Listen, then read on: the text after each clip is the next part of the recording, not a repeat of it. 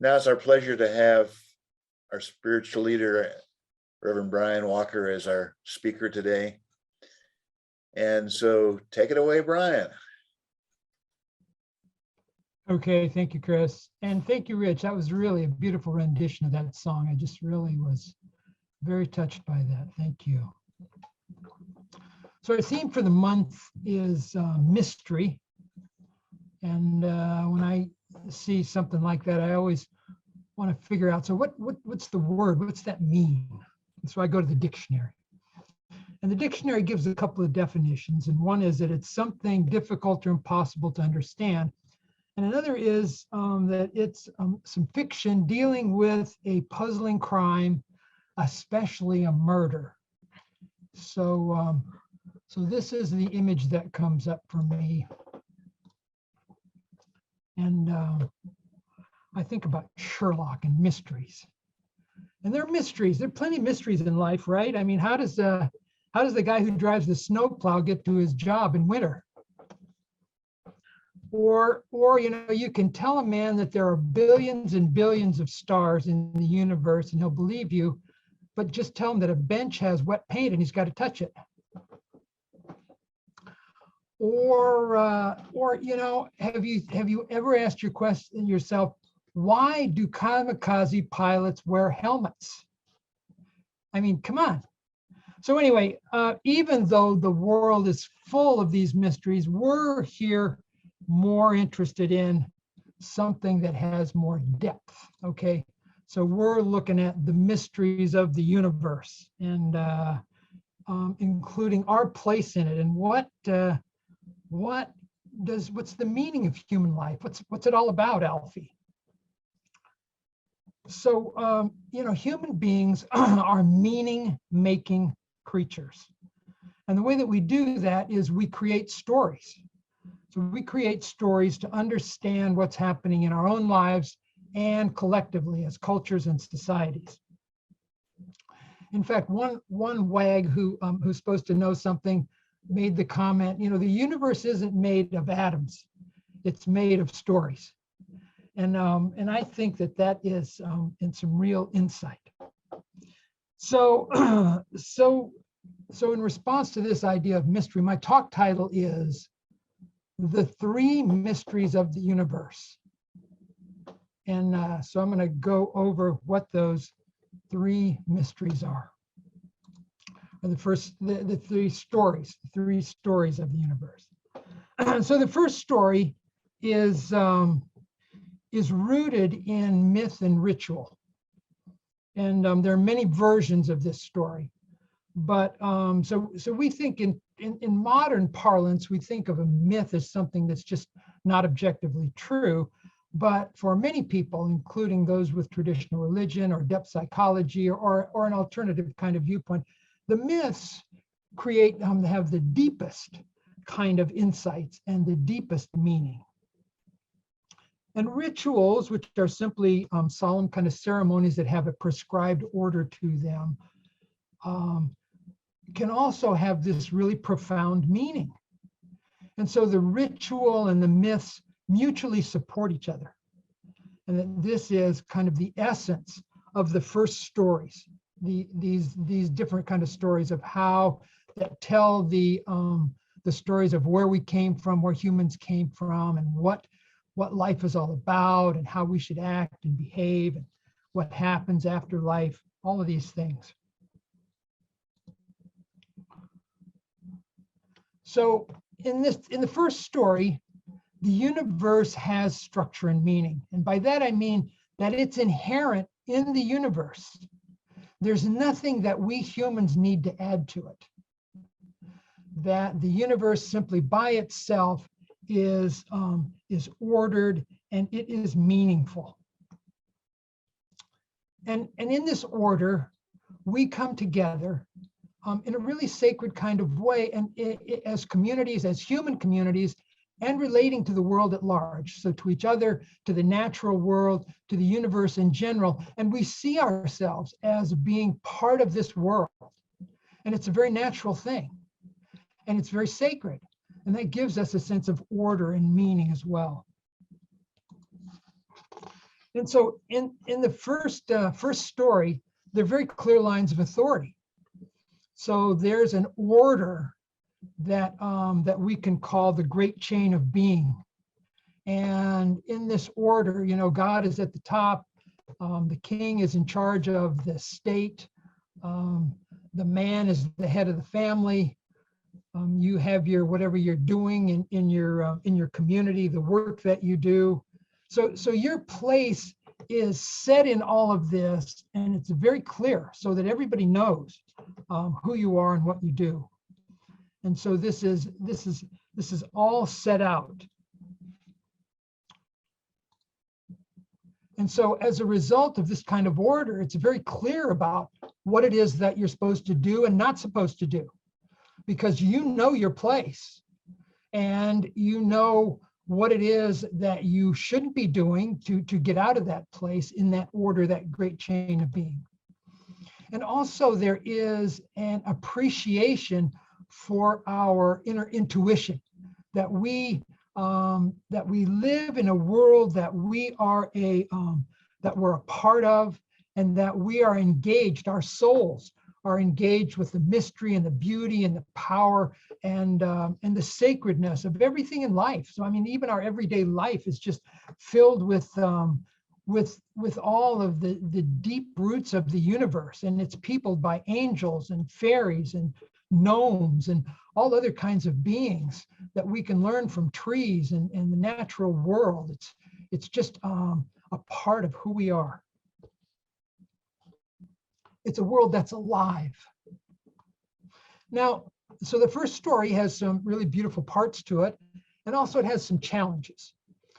So one of the challenges with the first story is that that any kind of significant change is seen as something that could be an existential problem, that it's going to upset the order that is there. So for example, the traditional order is that the earth was the center of the universe.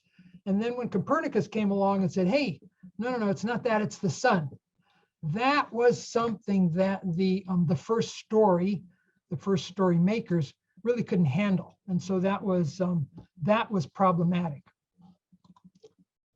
So the second thing is that in a lot of versions of the first story, if you weren't in the in-group, or if you didn't conform to what your group said was the norm, that you were excluded. So that included a number of different people. And also, if you specifically didn't subscribe to what the teaching was, you could be condemned as a heretic, and that could have some pretty serious outcomes. So as these issues became more and more widespread, and that is the challenges, the first story gave way to the second story. Okay, and so the second story is based on this idea that that as part of the natural sciences and technology, that we have a different way of being and seeing ourselves and relating to the universe. So for the first thing, we have an evidence-based story. So our story is who we are is based on evolution. And we have evolved a specific methodology that's applicable, that uses a third-person kind of perspective, that we see ourselves as being separate, and that we can look at the world in a from an observer's perspective that doesn't include us. And so we have this methodology that's applicable in all circumstances.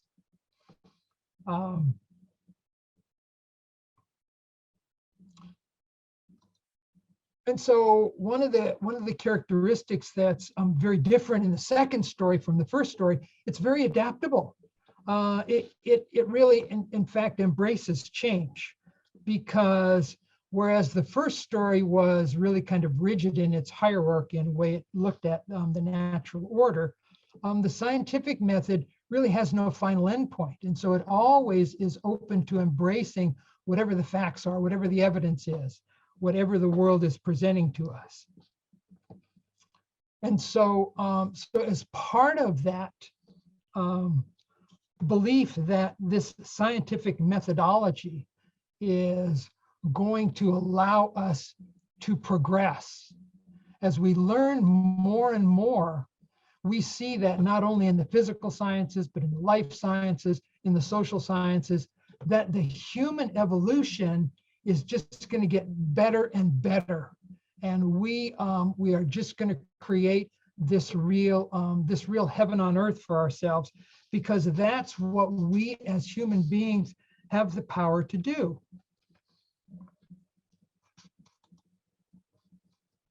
And so again, as our technology and as our sophistication and our scientific methodology improves and evolves, we have this amazing manipulation of nature, this power over nature, this control over nature. So that you can see, as this image is here, obviously this is from the moon, from outside of the earth, and we're looking at the earth here. And so it's a very powerful image, one that has really had a lasting impact on the human view of ourselves. And of course, with all of this grows this growth in technology, so that we can do amazing things, and we see ourselves as having this incredible power, so that we see ourselves as outside of the natural world, and we have the capacity to control it and to manipulate it. And so, like the first story, the second story also has some challenges. And one of those challenges is that whereas the first story had this inherent meaning, that the universe was meaningful by its very structure, is that as the second story became more fluid and more open-ended, this kind of sense of order, this meaning, was lost. And so the second story had a lot of challenges with that. And as part of that, there is this uncertainty about what we're supposed to do. There's all this kind of gray area about what it means for ethics, and what the good life is, and what we should choose, and all the challenges that our technology is bringing us in terms of artificial intelligence and other choices that we have to make. And so another issue with the second story is that it dismissed all the ancient wisdom. It kind of, as some of us might think about it, it kind of threw the baby out with the bathwater. That there was indigenous wisdom, and for thousands and thousands of years, the human species had learned these different things, and this modern way, this new way of looking at things, was just going to dismiss all that as superstition. And so as part of the environment, we see that as we see ourselves as being separate from nature and being able to control and manipulate nature, that there is this, that we can really disregard the environment in terms of, we can just use the resources of the planet for our own personal good. And however we see that, whether it's completely materialistic or not, and just use the resources of the planet without regard as to what's going to happen.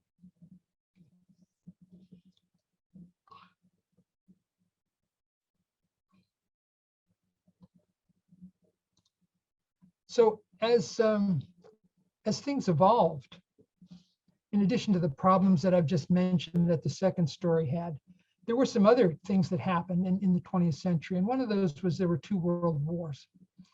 And so as a result of these world wars, in which we put all of the technology that we had used in application to killing each other, was what we called total wars. Before the wars in that century, we generally had held the view that it should only be about combatants. But this idea of total war meant that everything was in, and that we killed people wholesale. And of course, then there was the Holocaust. And when people discovered that, they were shocked and horrified. And the whole idea of the second story's belief in progress was really shattered. People were just really so shocked and depressed and disbelieving that human beings could do this, that the whole idea that we were going to progress became questioned, and just we lost faith in that. And the second thing was that as we pursued our science, we moved from a Newtonian physical universe to one that embraced quantum mechanics and this quantum physics. And so that was so counterintuitive in so many ways. You know, Einstein himself referred to it as spooky action at a distance, because this stuff was happening that didn't make any sense. And so even with our most sophisticated technology, you know, these massive particle accelerators, and the universe just got more and more mysterious. And we questioned whether the universe is rational and whether we can actually understand it. And so many people started referring to in this postmodern era, where everything there wasn't any kind of central kind of view that we could see the universe that made sense of everything, that we were living in a post-truth world. And I think one of the ways that that manifests these days is that people have kind of abandoned, to a large extent, reason itself. And that is that without any kind of evidence and without any kind of logic, people believe things. And I mean, there have always been people who believe things, but we thought without evidence and logic, but we always thought that was kind of weird. Now it's become part of the norm, that you can believe stuff without any evidence, without any kind of logical basis for it. And that's part of life in the 21st century and in a post-truth world. Now, the way that I look at this is that really kind of the center of all of this challenge that we're having is that it's a real spiritual crisis. That in the second story, human beings took reason and they took it as far as reason can take us. And it didn't give us the answers that we were hoping for. It didn't give us the meaning that we wanted. The story that we created that was based on reason, logic, analysis, the scientific method, it ultimately didn't play out. And the reason is because, you know, reason alone won't give us the answers. We are beings that need to be integrated into the whole of reality. And so this whole idea of seeing ourselves as separate and special was a failure. And we need to embrace our whole being and embrace our spiritual nature and also our heart-centered nature, our intuitive nature. So, okay, so that brings me to the third story. And the third story it's designed to take the positive aspects of the first two stories.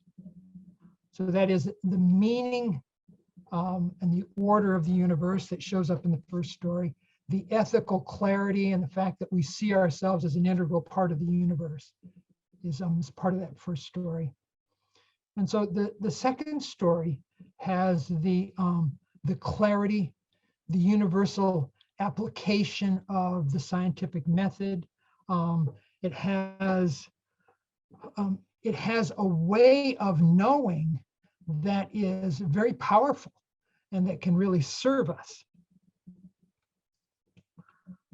And so how do we combine these two stories into this third story? Well, so I'm going to give you my view, okay, and this is a very personal view. So I'm not laying down any laws here. This is Brian's worldview. All right, so you can take it or leave it. Now I can tell you that in my view, unity very much plays a really important role in evolving this third story. So as you'll see, that my view of it is really embraces that and embraces what unity teaches and New Thought teaches.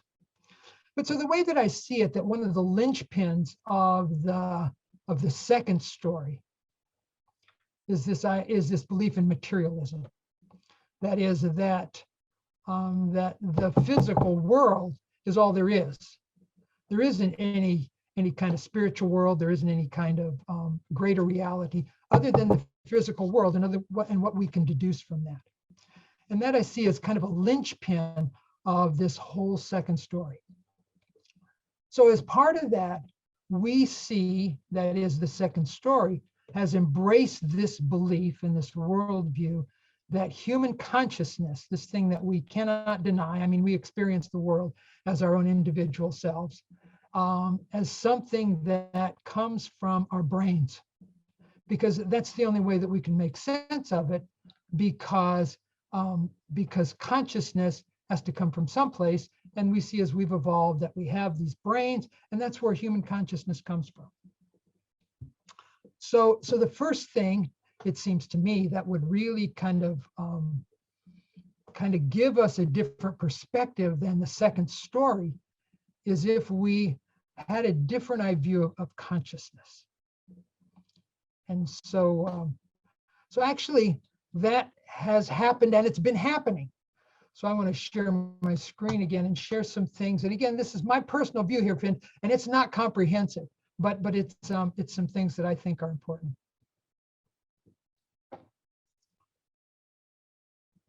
Whoops.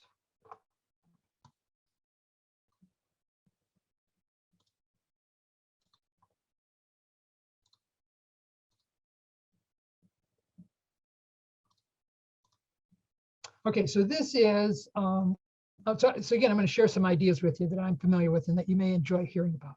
One is there is such a thing as the Academy for the Advancement of Post-Materialist Sciences. So in other words, our idea of science has been based on the whole materialist view. And so there are a group of distinguished scientists, and this is already in place and they've been around for many years now. They're not that well known, but their whole idea is that to investigate reality and to use science as embracing the idea that mind and consciousness are core elements of reality. They're not just something that happens from the human brain. Consciousness is part of reality. Anyway, and so there are many distinguished scientists who have signed on to this. So that's really, for me, that's really important to know, because this is happening right now. Okay, so one of the groups, and again, this is one of the groups and a group that I'm familiar with, is the Institute of Noetic Sciences. Now, the Institute of Noetic Sciences is a nonprofit research institute founded by Edgar Mitchell, and it focuses on doing research on psychic kinds of stuff, consciousness, alternative healing. And so the Institute of Noetic Sciences, noetic comes from a Greek word meaning mind and our own personal subjective experience. So one of the broad ways that I think about it is trying to bring science and religion together. But again, it's bringing the first and second stories together. So, so one of the things that they're currently doing research on, believe it or not, is they're doing research on channeling. So how can we use the scientific method to look at channeling and to make sense out of that? Very interesting stuff.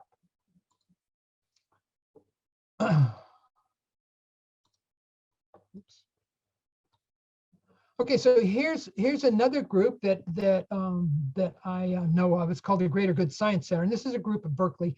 They've been around for about 20 years, and so they're part of the whole positive psychology movement.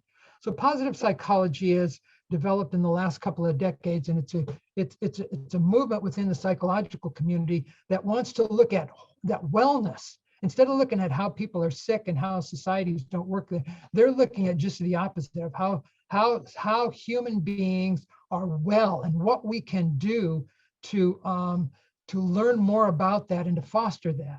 So it's about taking science and the scientific methodology and really using it so that we can create health and we can create resilient, thriving, compassionate societies. Very, very important stuff. And again, there are many others of these, but this is one that I know I'm familiar with and think it's a real positive example of how we're creating this third story. Very important. And so again, getting back to our theme here, it's about mystery and how we're creating a response to what the mystery of life and what it means for human beings. So another idea in another group that I know about, and I'm sure many of you do too, is called the Heart Math Institute. And so the thrust of their whole program is that they are looking at how to bring the heart and the brain, that is our rationality and our intuition, our personal subjective experience, our feeling, and bring these things together and to create more coherence. I think if we looked at the first story, they were really in touch with the intuitive side of us. And the second story was really embracing the rational, the logical, the reason part of us. And so as part of the third story, it's to bring these things together. And that's something that the Heart Math Institute is doing. So here's an idea that some of you, I'm guessing, are familiar with. And that is, if you've been back to Unity Village, or I know you licensed Unity teachers are familiar with this because you've probably been exposed to Teilhard de Chardin. Anyway, the idea is that there's the geosphere, or the earth part of the universe, the biosphere, and there's the life's part. And then there's this idea of the noosphere. And so again, the noosphere is a conception that consciousness, that human consciousness has evolved to the point where we have this collective consciousness that we can choose, consciously choose about how we're going to evolve. So in other words, the idea is that we've seen that as life has evolved, it's really been without the element of this conscious choice, but now with this noosphere, and again, so the noosphere is also the same with the Noetics. It comes from that Greek word and that idea of what mind is and our personal subjective experience. So this whole noosphere concept means that we as humans have a unified consciousness that when we come together, we can make really collective decisions that are very powerful. So where does all of this take me? It takes me to an awareness of my own personal journey. And I see my personal journey as really corresponding with these three stories. So as I have shared with you ad nauseum in my previous talks, I grew up Catholic, and that of course is a very first story kind of explanation of the universe. And that wasn't satisfactory for me. I moved into the second story as I went into college and became more aware of reason and all of the shortcomings of the first story. But the second story wasn't satisfactory either. And as I worked my way through life, I came to a point in my life that I reached a crisis, and I surrendered. And I want you to be really clear that surrender was not voluntary. The way that I interpreted it was that the universe, which is an orderly universe in my view, this orderly universe has spiritual laws as well as physical laws. And if you don't follow those laws, it'll let you know that you're breaking the law. And that was what I was doing. And so when I got to the point where that my life and my way of thinking was reached a critical mass, I reached a real critical stage in my life. And so I just said, I don't know, I can't figure it out. And so it's real important because we in our culture, we think about surrender as giving up. It's not giving up in a spiritual kind of sense. It's about letting go. So what are we letting go of? We're letting go of the idea that we can control life. Letting go of the idea that our ego is the center of our universe. You might have heard that saying, if God is your co-pilot, you need to change seats. That was my experience, that with me in charge, me, Brian's ego, it wasn't working. So anyway, so this surrender is really, really powerful. And that's not a one-time kind of event.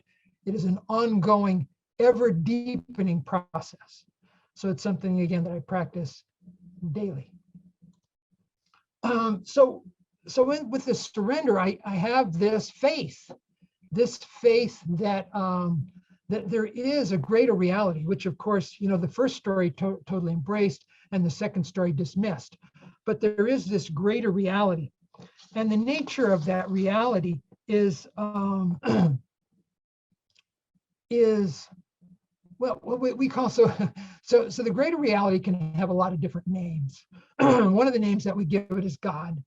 And the way that I define God is, excuse me, the way that I define God is the mystery that transcends all human categorization. The mystery that transcends all human categorization. So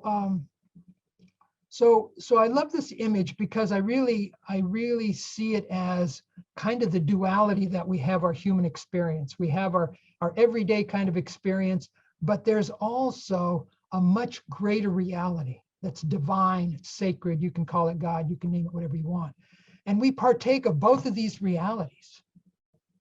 And even though we may consider it just one overall reality, from the human experience, it comes across as two. So we have this human experience and we have this divine. But having this faith that there's a greater reality. And that's and when I use the word faith, I don't use it in the sense of that we use it in the modern sense that you believe in something that can't be proven. This is part of my personal experience. It's part of my personal experience that there is a greater reality. I experience that. And so I also have faith that human are expressions of that reality, that we have this divine connection and that we are part of this reality. It's again, it's not a belief, it is an experience.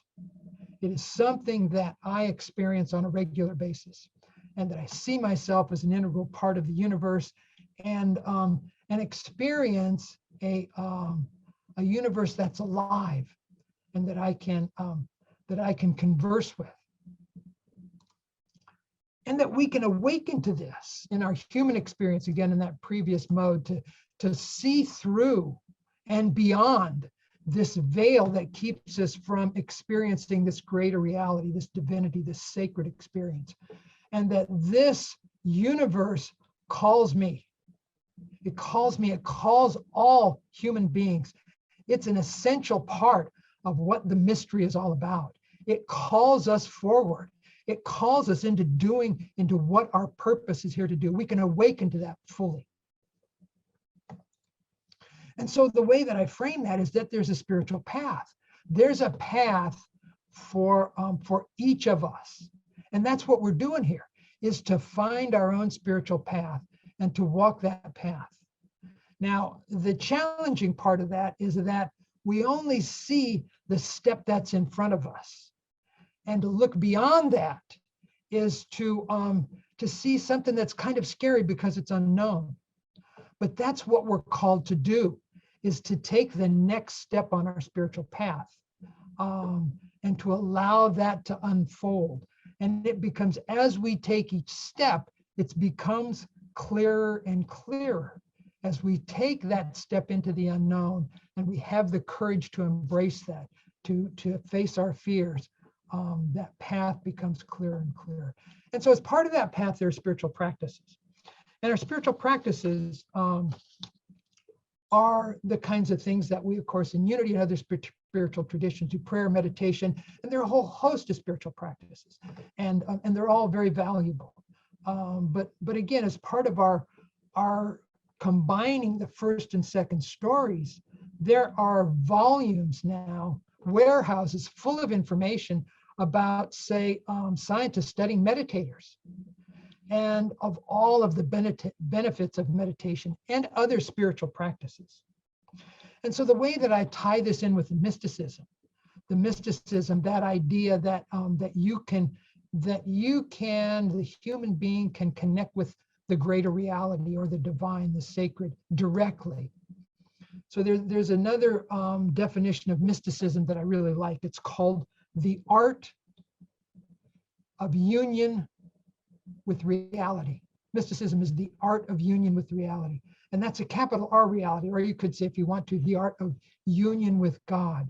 And so I love this idea of it being an art, because we practice and we get better.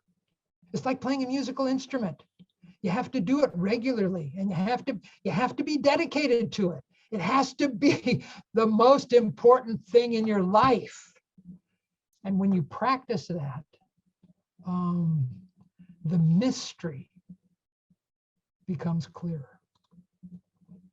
So as part of part of the mystery and part of this spiritual path and spiritual practice, it becomes apparent that from a human perspective, that we live with paradox. Whoops, I'm going over my time here. So that's absolutely critical. And so this idea of living with paradox is, for me, this idea of an unimaginable universe that's expanding, and also that as a being, that what I do matters on this little planet, in this little galaxy. And so you can trust the process, that there is this greater reality, and that there's this process going on, and that that even though it might not be clear to you, that you can trust it. And so the way to do that, the most profound way to do that, is to be present to right now. So what day is it? It's today. What time is it? It's now. Breathe with me. One more time. That's the greatest solution to the mystery that you'll ever get. It's to be present to your total being right now. And so the greatest mystery, as I see it, is the fact that we have this sacredness, this divinity, this unlimited potential. That's what our Unity 5 Cities mission is, so that we live our unlimited potential. And so surrender to your own divinity and let life lead the way. Okay. So what I know for the truth for me is that that as I move along my path, and as I struggle with the challenges that I face, God doesn't descend from the heavens. God comes up from the depths. And that's the truth of the mystery that I know. So friends, I invite you to create the answers for your own mystery. And I hope that what I've shared has been helpful for you. God bless you.